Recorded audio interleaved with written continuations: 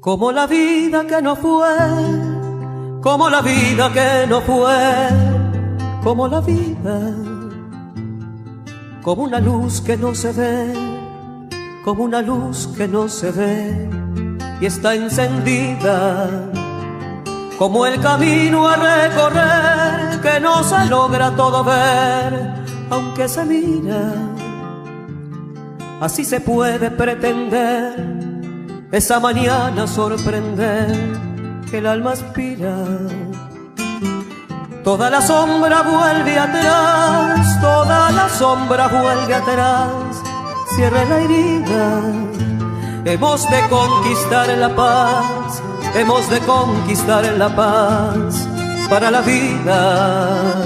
Toda la sombra vuelve atrás, toda la sombra vuelve atrás, cierre la herida.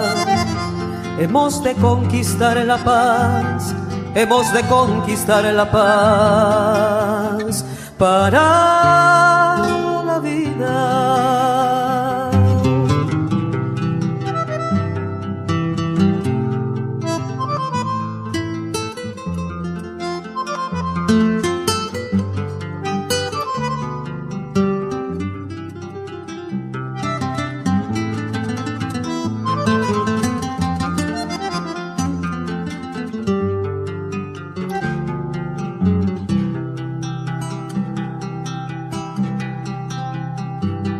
Vamos a hacer volver atrás, vamos a hacer volver atrás toda la sombra y a remontarnos en la luz, y a remontarnos en la luz, que es quien la nombra.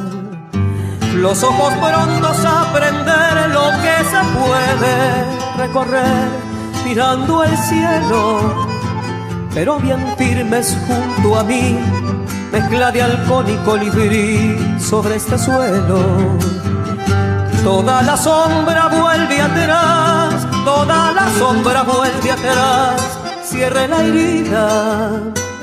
Hemos de conquistar la paz, hemos de conquistar la paz para la vida. Toda la sombra vuelve atrás, toda la sombra vuelve atrás, cierre la herida. Hemos de conquistar la paz, hemos de conquistar la paz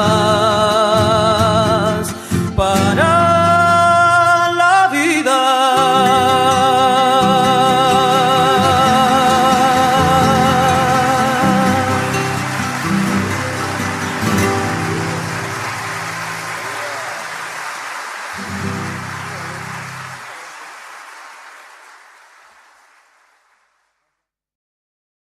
La denuncia del popolo uruguaiano che viene presentata dal senatore Michelini, una delle più eminenti figure dell'emigrazione uruguaiana.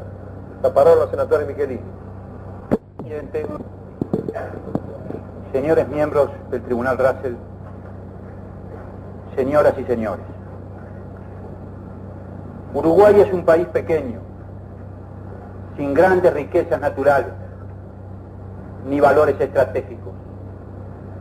Su pueblo se formó sobre la base de una importante inmigración española e italiana que le permitió constituirse al cabo de más de 100 años de vida en un país de trabajo, de gente sencilla, cordial, acogedora, cuyo mayor orgullo era su estabilidad institucional, su culto a la libertad, el respeto al hombre y a los derechos inherentes a su persona.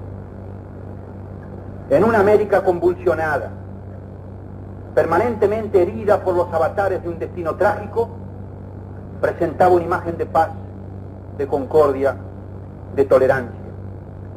Durante los últimos 40 años, contrastando muchas veces con la vida de los países hermanos, su vida se desarrolló normalmente. El pueblo convocado a las elecciones designaba a sus autoridades y eran estas, legítimamente constituidas, las que orientaban al país. Agrupaciones políticas distintas, con ideologías muchas veces enfrentadas, dirimían ante el juez supremo de la opinión pública sus diferencias conceptuales. Desde hace unos años, primero lentamente y luego con ritmo de vértigo, todo eso se fue perdiendo. El último mes del año 1967 marca lo que podríamos denominar el inicio del fin, aunque la tragedia hubiese comenzado mucho antes, como lo demostraremos en el memorándum presentado ante este tribunal y del cual daremos cuenta en la jornada del 4 de abril. Pero en la obligación de determinar una fecha, a fin de establecer pautas, es a partir de ese año que se acentúan las diferencias, comienzan a conculcarse derechos y libertades, se empieza a restringir la libre expresión, se reprime, se muere en las calles. La violencia provocación del régimen, la violencia de arriba, engendra siempre la violencia de abajo. Y es violencia del régimen el infraconsumo, la riqueza mal distribuida, la corrupción, la pérdida del valor adquisitivo del salario, los privilegios de las clases ricas, la escasa asistencia sanitaria, el déficit de vivienda, la política económica dependiente del Fondo Monetario Internacional, la entrega del país a la banca extranjera. Como es violencia también la represión de las huelgas, las medidas prontas de seguridad, que es un sistema equivalente al estado de sitio donde se limitan las libertades, la congelación de salarios, la militarización de sindicatos y gremios, el apresamiento y destitución de los trabajadores. Esto sucede durante el año 1968. Es recién en ese momento que la guerrilla comienza a hacer sentir su presencia. Es una de las tantas respuestas que el pueblo uruguayo da a la violencia gubernamental. De ahí en adelante todo será cada vez más sombrío, más siniestro. La dictadura, una de las caras del régimen imperante, terminará por instaurarse. ¿Qué es el Uruguay de hoy? ¿Por qué nuestra palabra y nuestra presencia ante este tribunal que con su nombre honra la memoria ilustre de un abanderado de la paz, de un fanático de la libertad y la tolerancia entre los hombres? Llegamos para denunciar al mundo entero, con dolor y tristeza, pero cumpliendo un deber ineludible. ¿Cuál es la situación de nuestra patria? El arrasamiento de sus instituciones, la negación de la ley y los derechos por ella consagrados, la persecución y la muerte desatada, la tortura y el maltrato físico y espiritual como medios normales que tiene el gobierno, los militares, la dictadura, de considerar a sus semejantes. La dictadura eliminó un parlamento elegido tan solo 18 meses atrás. La concurrencia a las urnas había sido de cerca de un 85% del electorado habilitado.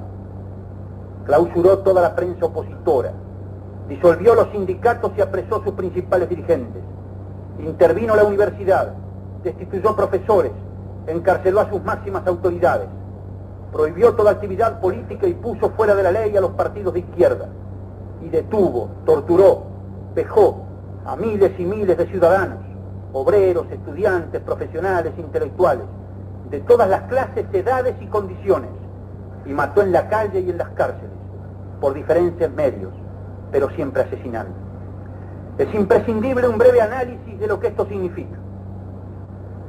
En América Latina, Uruguay podía ostentar con orgullo el ser la tierra elegida por todos los perseguidos políticos de otras latitudes. Cuando un hombre sentía que no podía expresar cabalmente su opinión, estaba perseguido, se le cerraban las posibilidades de vida en cualquier parte de América o del mundo entero. Sabía que en el Uruguay existía una tierra de libertad, donde todos los hombres y mujeres, por encima de sus diferencias, se unían para brindarle acogida y para que pudiese ahí encontrar una nueva vida. Hoy son sus hijos los que tienen que salir a buscar amparo y seguridad en el exterior, porque no pueden vivir cuando están en contra del régimen. Durante decenas de años, su prensa no tuvo limitaciones para pronunciarse. Una amplia libertad hablaba de un respeto total al hombre y su pensamiento. Hoy no pueden levantarse voces contrarias al gobierno militar. No existe la crítica. La prensa opositora ha sido obligada a cerrar. Fueron apresados muchos de sus directores y redactores principales. En Uruguay no hay más verdad que la que impone la autoridad, incluso para las agencias internacionales de noticias que están sometidas a censura posterior.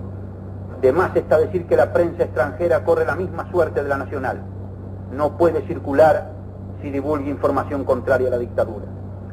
La Central Obrera, Convención Nacional de Trabajadores, agrupa más de 400.000 obreros que luchan por sus salarios, por un mejor estándar de vida y por el derecho, que es una obligación de todos, a participar en la vida del país.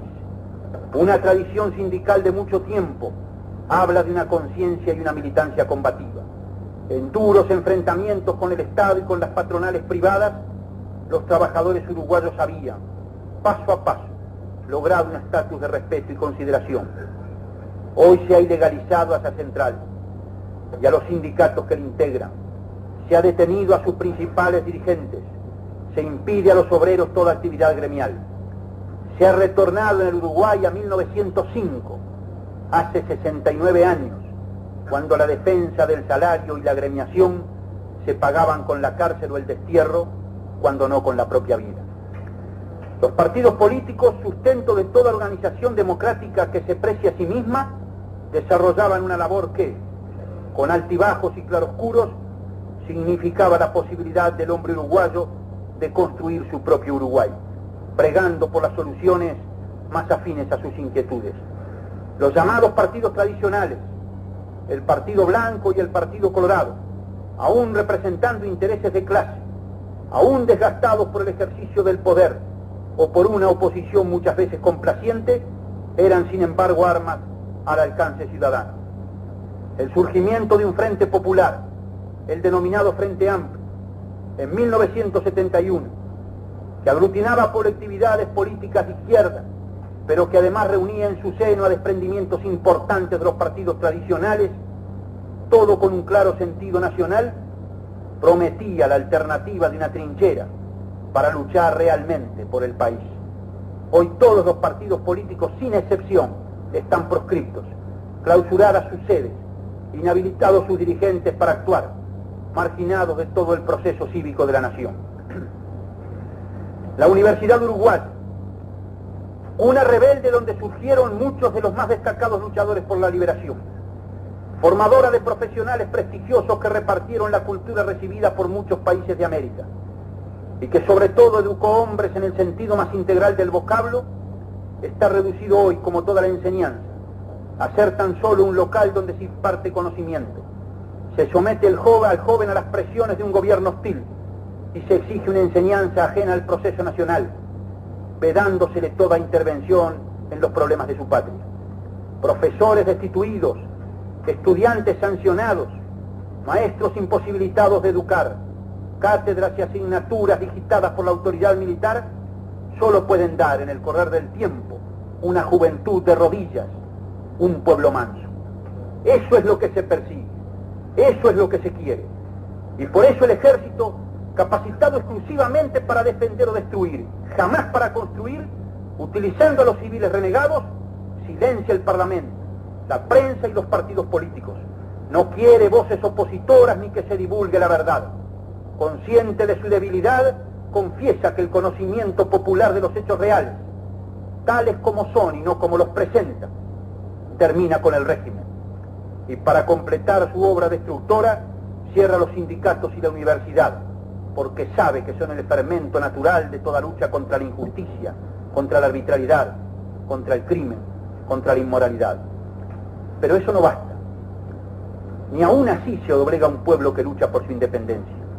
En la historia de la humanidad, la libertad ha sido siempre arrancada al tirano contra su voluntad y a pesar de su fuerza. Solo los que luchan alcanzan su feliz destino. Para impedir toda resistencia y eliminar toda posibilidad de reacción, la dictadura militar se ha visto obligada a torturar, perseguir, acosar, maltratar a todos aquellos que lo enfrentan, o a los que no son sus adeptos, o a los que simplemente no aceptan su accionar. Aún sin actitud de enfrentamiento, aquel que no comulgue con el régimen sufrirá su represalia. Es así que hoy en día la represión ha alcanzado límites que superan toda imaginación. Los uruguayos torturados superan el número de 5.000, y por las cárceles y cuarteles militares han desfilado más de 40.000 personas. El número debe relacionarse con el total de habitantes del país, y entonces las conclusiones son escalofriantes. Uruguay tiene apenas 2,5 millones de habitantes. Los números de que he dado cuenta, trasladados a Italia, por ejemplo, darían para una población estimada en 50 millones una cifra de personas detenidas cercana a los 800.000 y de torturados que supera los 100.000. Hoy hay en los establecimientos de detención uruguayas más presos políticos que presos por delitos comunes. Pero estas cifras no son estáticas, crecen constantemente y además se persigue a los familiares, a los amigos y a quienes ejercen la defensa, a los abogados. Se les acosa constantemente, se les maltrata incluso, se les encerra, se les ha aprisionado, se les ha obligado a salir del país. Todo esto ha sido posible mediante dos elementos que es necesario juzgar con atención. Primero, la más cruel de las torturas, y segundo, una entrega total del ciudadano a la justicia militar, ejercida por oficiales que carecen de independencia, competencia y vocación para poder ejercer tan delicada función. Sin embargo, no obstante esa carencia, la libertad, el honor, el buen nombre, la dignidad, los bienes, la vida de la gente están sometidas a jueces militares, educados para una actividad totalmente distinta, formados en una obediencia completa a la autoridad y a los mandos superiores, cumplidor constante de las órdenes impartidas que no pueden ni discutir ni analizar. La justicia militar uruguaya, seguramente única en América, que ha reemplazado a la justicia civil, coloca al ciudadano en un sometimiento total al poder militar. Este detiene, interroga, efectúa la instrucción sumarial, acusa, juzga, condena y aún más, vigila y controla al prisionero. Como que es parte en todo el proceso represivo, de más está decir que los juicios instruidos están plagados de errores, de carencias, de arbitrariedades, de monstruosidades jurídicas. En última instancia, no son más que la comprobación y la expresión de una voluntad decidida a castigar y no a impartir justicia. Pero el capítulo más repulsivo de todo el proceso está constituido por la institucionalización de la tortura. Digamos que abarca todos los aspectos imaginables, tanto físicos como espirituales, individuales como colectivos, públicos como privados, y va desde el plantón hasta la picana eléctrica, en un largo rosario de prácticas crueles que detallamos extensamente en el memorándum a que antes hacía referencia. La tortura comienza siendo para el gobierno del señor Juan Bordaberry, el dictador actual, y para los militares, un arma de lucha destinada a obtener información. Esto conviene siempre tenerlo presente en el análisis del proceso uruguayo. Maltratando al individuo se logra que confiese lo propio y lo ajeno, que cuente planes, que revele secretos, que indique a los compañeros de su grupo. Todo el aparato militar está destinado por consiguiente a perfeccionar los medios que sometan al hombre a un sufrimiento siempre creciente, de tal modo que lo que no de procesados, como una manera de demostrar que la autoridad militar estaba siempre presente y que la pena no se agotaba ni en la condena ni en la prisión. La tortura era también una forma de sanción. Son otras las razones que tiene ahora la dictadura para seguir torturando, y muy fáciles de comprender. Se tortura como venganza, cada vez que la resistencia realice un acto contrario al régimen, cada vez que hay una expresión de protesta, cada vez que el pueblo quiere romper sus cadenas, cada vez que el pueblo se manifiesta condenando al régimen públicamente. Los detenidos en las cárceles y en los cuarteles sufren la tortura exclusivamente como venganza. O se tortura como castigo colectivo al cumplirse fecha de un acto anterior.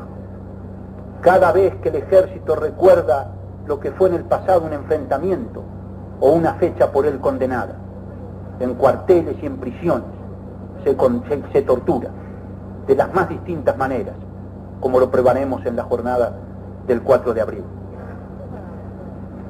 O se tortura como sanción personal por faltas reales o ficticias. Es necesario terminar con la leyenda de los movimientos guerrilleros, y entonces se tortura para destruir su alta moral, como también se tortura humillando al adversario públicamente en el patio del cuartel para levantar la moral de una tropa mercenaria y claudicante. Aparece la tortura para ser traidores, para atemorizar al resto de los integrantes de un movimiento, para prevenir a la población. Se tortura a uno o a varios para intimidar a todos. Pero sobre todo se hace sentir la impunidad de quien tortura. El ejército es quien manda, nadie resiste ni controla su conducta, no hay poder civil que pueda controlarlo, no hay juez de ninguna categoría que pueda de alguna manera vigilarlo. Como prueba de ello, tortura porque sí a cualquiera cuando se le antoje. No hay más poder que el suyo. Y frente al detenido que muchas veces sacando fuerzas de flaqueza interroga que lo está torturando la razón de esa medida, la respuesta del oficial encargado del castigo es siempre única. Porque quiero, porque se me antoja, porque soy la fuerza constituida en el país. Es cierto, sí, que hay una patología de la tortura y que esta puede transformarse en una enfermedad de tal modo que quien la practica, el militar en este caso, adquiere el hábito del vicio. Su insatisfacción personal, sus nervios, sus crisis, su intranquilidad, solo se calman en la práctica constante de la tortura. La represión es un medio de proveer de material de laboratorio para esas experiencias personales. Hay toda una literatura que explica acabadamente cómo, en muchos torturadores, el placer sádico de castigar a un ser humano, a su semejante, sustituye con creces el ejercicio del acto sexual. Sí, pero sería un error imperdonable que nosotros cometeríamos creer que el ejército uruguayo practica la tortura como una desviación moral, aunque la sea, o como consecuencia de una enfermedad contraída en la actividad profesional, aunque haya casos de esta naturaleza. El ejercicio de la tortura es una actividad planificada, una conducta consciente, originada en los altos mandos, consentida cuando no inspirada por el propio señor Bordaberry. Es parte medular de un plan político de entrega de la nación, siguiendo instrucciones que hoy se puede afirmar provienen del exterior y reconocen un común denominador. La pregonada integración latinoamericana, económica, política, social, buscada desde hace décadas por todos los pueblos latinoamericanos como una manera de oponerse al gran imperio del norte y de tener un lugar en la humanidad acorde con su prestigio y con sus necesidades, la verdad es que al cabo del tiempo solo se ha consumado en los hechos en su integración de su policía, de sus ejércitos, de la actividad represiva en todos los países donde están las dictaduras.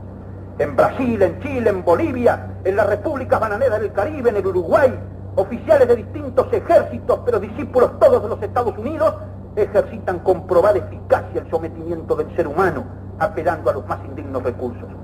La comisión del Senado norteamericano que investigó la intromisión de ese país en América Latina, la ayuda de la Alianza para el Progreso a las policías y a los ejércitos del continente, comprobó el respaldo, la influencia y las enseñanzas norteamericanas.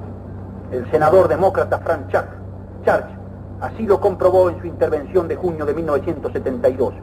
Y hace muy pocos meses, el senador demócrata de Dakota del Sur, James Abures, denunció la ayuda militar norteamericana, sosteniendo que las dictaduras latinoamericanas usan nuestro dinero para reprimir y suprimir a sus propios pueblos. La necesidad impostergable para la oligarquía vernácula, dependiente del imperio del norte, de reducir toda combatividad de sus pueblos y todo intento de real liberación, ha impuesto la tortura como no se había conocido antes en estos países, retrayendo la lucha a siglos y civilizaciones que se creían superadas.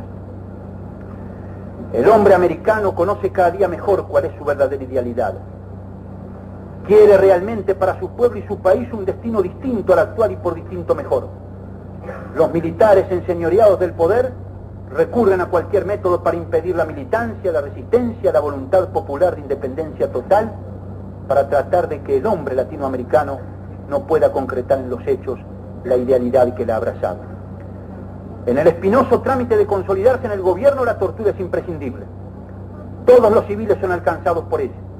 Cae sobre políticos, incluso partidarios del gobierno, y sobre comerciantes, hombres de finanzas, industriales, a los que supuestamente se creen incursos en faltas o delitos. Un régimen de esta naturaleza ya no podrá desprenderse de la tortura. Ella es parte de su esencia, parte de su vigencia. Define al gobierno tanto como cualquier idea o programa. El régimen uruguayo, para mantenerse en el poder, necesita de la tortura, de elemento destinado a obtener información primero y más tarde como elemento represivo, ha devenido en un arma básica sustancial de su presencia al frente del país. Solo así se justifica que se detenga y se encierre a menores de edad y que se persiga a jóvenes de 15, 16 y 17 años y se les confine en albergues de recuperación junto a delincuentes depravados. El régimen ha desnudado sus intimidades. El pueblo ahora sabe cabalmente al conocer todo este proceso que en su definición le va la vida. La tortura ha dejado de ser un medio conducente. Ahora es un respaldo fundamental del sistema. El régimen vive si tortura, porque si deja de torturar el pueblo se alza, como que aún torturando el pueblo se levanta igual, pronto para la pelea. Llegamos a este tribunal Russell para acusar a la dictadura uruguaya, a los civiles con cargos, a las Fuerzas Armadas sin excepción, de haber arrasado las instituciones, conculcado las libertades, mancillado la tradición oriental, violado la Constitución, las leyes, los acuerdos internacionales. Los acusamos de haber perseguido, acosado, torturado, vejado y asesinado a su pueblo, transformando las cárceles en lugares de sufrimiento y escarnio, y de haber desatado el terror a todo nivel. Los acusamos de haber tratado por todos los medios de reducir al hombre común y anónimo, al que tan solo vive, así como al que lucha por la liberación nacional, a meras cosas, incapaces de sentir y de pensar. Los acusamos de haber querido destruir su nacionalidad y su fibra patriótica, y de haber condenado a sus hermanos de tierra al sufrimiento y al dolor. Aportaremos la prueba necesaria. No son frases, además, que digamos hoy aquí a miles de kilómetros de distancia de nuestra tierra. Durante mucho tiempo, mientras ocupábamos nuestra banca en el Senado, denunciamos todos los días estos hechos, y no obtuvimos nada más que el silencio y una mayor represión, hasta que fue finalmente disuelto el Parlamento de la República. Y lejos de nuestra tierra hemos seguido en la lucha, tratando no solo de ahondar en la conciencia ciudadana de todos los hombres del mundo, sino de hacer lo que estuviese al alcance de nuestras fuerzas para destruir la dictadura. En la jornada del 4 de abril aportaremos la prueba necesaria, los testimonios correspondientes, los documentos que certifiquen nuestros dichos, y los entregaremos a la consideración del tribunal para que éste juzgue cómo nosotros nos hemos expresado y la verdad de nuestras palabras. Señor presidente, señores miembros del jurado, nada pedimos materialmente a otros pueblos ni a otros hombres. Nuestro padre Artigas, héroe de nuestra independencia, nos enseñó que nada debemos esperar sino de nosotros mismos. En eso estamos, encarando y resolviendo nuestras dificultades, que no ocultamos, son bastantes. Pero mientras, sentimos el deber insoslayable de que todos los seres del mundo conozcan la infamia que asola nuestra patria. Solo queremos que nuestra verdad se divulgue, que en todos los rincones del mundo se sepa la maldad y traición de estos hombres, así también como la sangre, el sacrificio, las viriles lágrimas de quienes han caído y han dado su vida por la causa de la liberación nacional. Los hechos no suceden en vano, siempre hay una sanción moral, siempre hay un juicio de la historia. A ellos nos remitimos, pero no pasivamente. Aspiramos a ser nosotros mismos la historia de estos años. En este tribunal Russell II representamos a los que no pueden venir porque han desaparecido de la faz de la tierra, asesinados por el régimen. A los que no pueden llegar porque han sido mutilados. A los que no pueden hacerse oír porque sus mentes se cerraron para siempre, víctimas de los tormentos padecidos. Nuestra voz es la de todos aquellos que, habiendo sufrido, no pueden gritar su rebeldía, no pueden proclamar su lucha. Pero no solo es una voz de acusación y de condena, es también y siempre una voz de esperanza y de fe. De esperanza y de fe en nuestra patria, en nuestro pueblo, en nuestra lucha, en el hombre nuevo que está surgiendo para la liberación. Por eso, como el poeta que antes lo dijera tan cálidamente, repetimos nosotros: honramos a los que se han ido para siempre, cantamos a los que estando en la tierra ya están renaciendo con el trigo.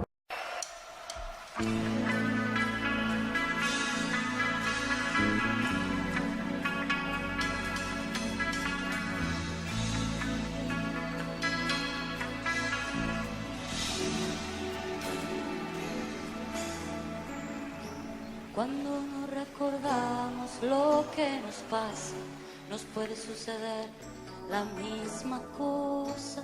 Son esas mismas cosas que nos marginan, nos matan la memoria, nos queman las ideas, nos quitan las palabras. Oh,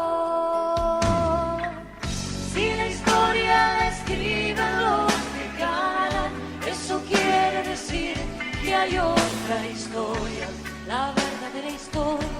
Quien quiera oír que oiga. Nos queman las palabras, nos silencian, y la voz de la gente se oirá siempre. Inútil es matar, la muerte prueba que la vida existe.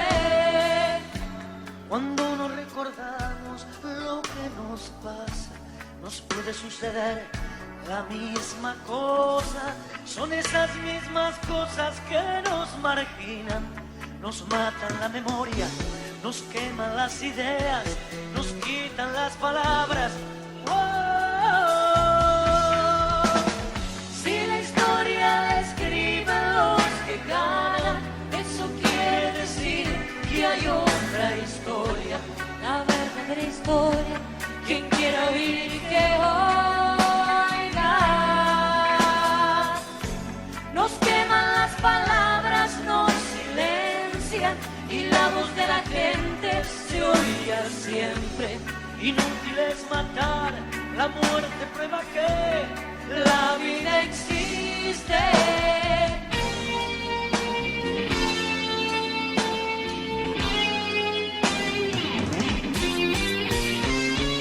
Si la historia la escriben los que ganan, eso quiere decir que hay otra historia, la verdadera historia. Quien quiera oír que oiga. Nos queman las palabras, nos silencian y la voz de la gente se oirá siempre. Inútil es matar, la muerte prueba que la vida existe. Si la historia la escriben los que ganan, eso quiere decir que hay otra historia, la verdadera historia. Quien quiera oír que oiga. Nos queman las palabras, nos silencian y la voz de la gente se oirá siempre. Inútil es matar, la muerte prueba que la vida existe.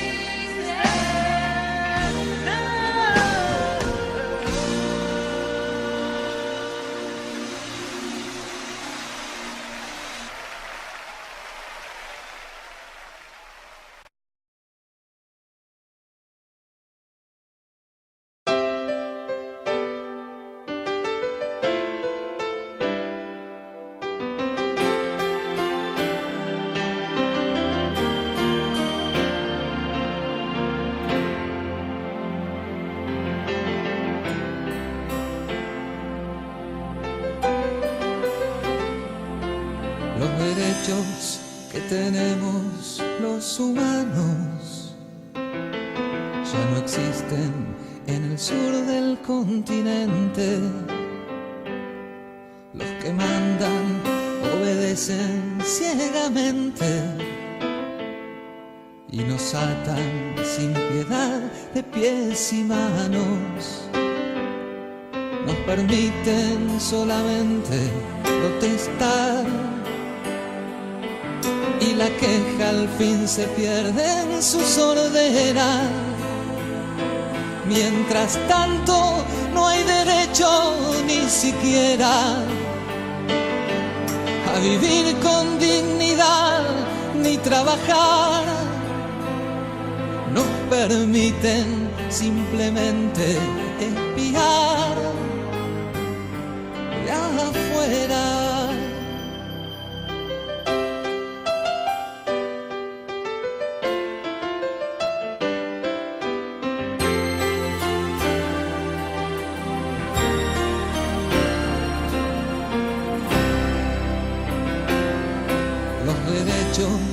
Que tenemos los humanos ya no existen en el sur del continente. Se nos notan los zapatos en los dientes y al mirarnos entre todos desconfiando se ha cumplido de los amos la misión de quitarnos los derechos adquiridos, la comida, la salud, la educación, enterrando tu esperanza en el olvido y jugando al gato maula y al ratón conmigo.